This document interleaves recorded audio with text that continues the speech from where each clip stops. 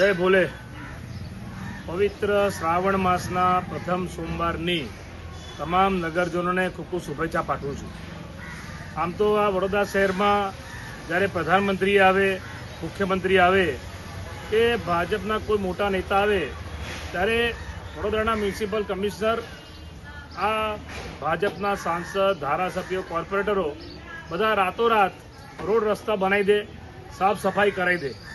પરંતુ જ્યારે દેવાધિદેવ મહાદેવનો પવિત્ર શ્રાવણ માસનો તહેવાર છે અને આ વડોદરા શહેરની રક્ષા વર્ષોથી નવનાથ મહાદેવ કરે છે, એ નવનાથ મહાદેવ જે વડોદરાના છે એમાંનું એક મહાદેવ એટલે કે ઠેકરના મહાદેવ આજે પ્રથમ સોમવારે દર્શન કરવા આવ્યો, પણ જે રીતે મંદિરની બહાર જે મોટા મોટા ખાડા, ચંદ્ર આકારના રોડ રસ્તા, ગંદકી, જે ભાવિક ભક્તો દર્શન કરવા આવે એમને મોઢું બંધ રાખીને જવું પડે એટલી દુર્ગંધ અહીંયા આવે છે, તો આ સત્તામાં બેઠેલા લોકોના પેટનું પાણી નથી હલતું।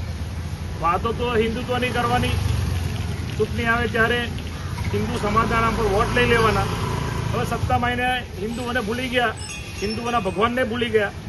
દેવાધિદેવ મહાદેવ આ લોકોને માફ નહીં કરે। વડોદરાના મ્યુનિસિપલ કમિશનરને કહેવા માંગુ છું કે તાત્કાલિક વડોદરાના નવનાથ મહાદેવ જે છે એમાં દરેક મંદિરની બહાર સુવિધા પૂરી પાડો, જે પાયાની સુવિધા છે, જ્યાં મોટા મોટા ખાડા છે એનું પુરાણ કરો, દવાનો છંટકાવ કરાવો અને જે ગંદકી થઈ ગઈ છે સાફ સફાઈ કરાવો, બાકી વડોદરા મ્યુનિસિપલ કમિશનર સામે આંદોલન કરવાની ફરજ પડશે।